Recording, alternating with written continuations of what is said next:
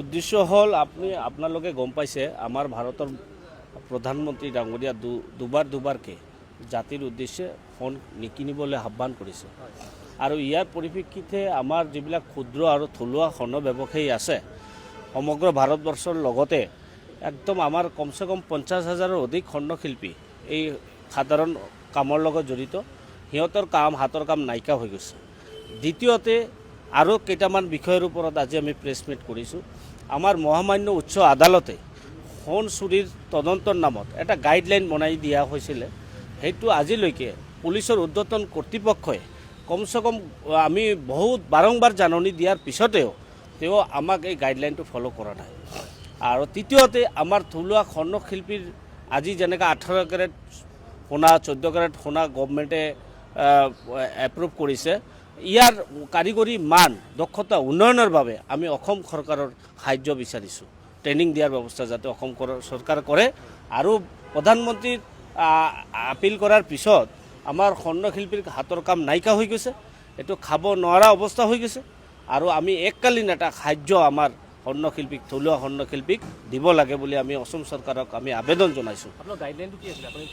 গাইডলাইনটো আছিলে আপুনি সোণা চুৰিৰ নামত আপুনি এটা চোৰ যেতিয়া এটা জুৱেলাৰ্ছত দেখাই দিয়ে উইদাউট এভিডেন্সত, তেওঁ যেতিয়া পুলিচ ইনভেষ্টিগেশ্যন যেতিয়া হ'ব আমাৰ স্থানীয় খণ্ড শিল্পী সমিতিৰ মানুহ তাতে পুলিচে লগত লৈ যাব লাগে আৰু চোৰে কোৱা মতে সোণাটো সেই দোকানত পাব লাগে। আদাৰৱাইজ আপুনি তাক হেণ্ডকাপ লগাব নোৱাৰে। তেওঁলোকে কি কৰে একদম অমানৱিকভাৱে 25-30 বছৰ 40 বছৰ ধৰি কৰা এটা খণ্ড ব্যৱসায়ী চোৰৰ লগত হেণ্ডকাপ লগাই তেওঁলোকক একদম 4-5 দিনত পুলিচ ৰিমাণ্ডত লৈ যায় জেলত প্ৰেৰণ কৰে। এইটো আমাৰ খণ্ড ব্যৱসায়ীৰ পিছত ধ্বংস হৈ যায়। জিন্দগীটো মানে তাৰ যে ব্যৱসায়িক যিটো এটা মানে সন্মান লগতে তেওঁৰ ব্যৱসায়িক যিটো এটা ধৰি লওক ভিত্তি সেইটো নষ্ট হৈ যায়। এনেকুৱা হ'ব নালাগে। এইটো বিচাৰ কৰি মহামান্য আদালতে ৰায়দান কৰিছে যে তোমালোকে যেতিয়া হেৰিত যাবা ইনকুৱাৰীত খণ্ড ব্যৱসায়ীৰ ইনকুৱাৰীটো কৰাৰ সময়তে খণ্ড সমিতিৰ মানুহ লৈ যাব লাগে। যিটো কৈছে পাৰফেক্ট যিটো চুৰি হোৱা বুলি সেই সোণাটো তেওঁ পাব লাগিব নহয়। মই এতিয়া দেখাই দিলোঁ, আপুনি পুলিচৰ মানুহ এটা দেখাই দিলে আপুনি পুলিচৰ মানুহ এৰেষ্ট কৰি ল'ব নেকি? সাংবাদিক এটা দেখাই দিলে সাংবাদিকে এৰেষ্ট কৰি ল'ব নেকি? প্ৰমাণ লাগিব ন। কি প্ৰমাণ আছে? উইদাউট এভিডেন্সত এই হাৰাশাস্তিটোৰ আমি বহু বছৰ ধৰি সন্মুখীন হৈছোঁ আৰু সেইকাৰণে উচ্চ ন্যায়ালয়ে গাইডলাইনটো বনাই দিছিলে, যদিও পুলিচৰ কোনো ঊৰ্ধ্বতন কৰ্তৃপক্ষই কিন্তু এইটো কৰ্ণপাত কৰা নাই। গাইডলাইনটো আজিলৈকে মই সেইটো জনাইছোঁ। এই সংবাদমেলৰ মাধ্যমে আমি অসম চৰকাৰৰ গৃহ মন্ত্ৰালয় মুখ্যমন্ত্ৰী ডাঙৰীয়াক আমি সেইটো জনাব বিচাৰিছোঁ যে গাইডলাইনটো আমাৰ ফ'ল' কৰিব লাগে পুলিচে।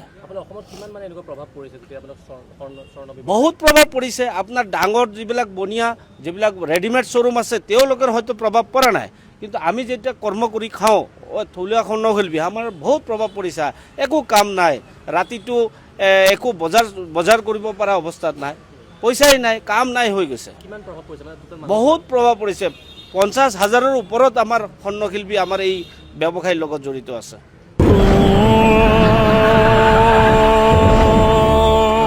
পানী প্ৰতিৰোধী চিমেণ্টেৰে ঘৰ নকৰিলে নিৰ্মাণ আহিব চকু পানীৰ বান। পানী সোমালে কনক্ৰিট দুৰ্বল হৈ যায়, কিন্তু ষ্টাৰ ৱেদাৰশ্বিল্ড চিমেণ্টে বেয়া বতৰটো ঘৰক ৱেদাৰপ্ৰুফ কৰি ৰাখে। ষ্টাৰ ৱেদাৰশ্বিল্ড পানী প্ৰতিৰোধী চিমেণ্ট, ৱেদাৰপ্ৰুফ ঘৰ।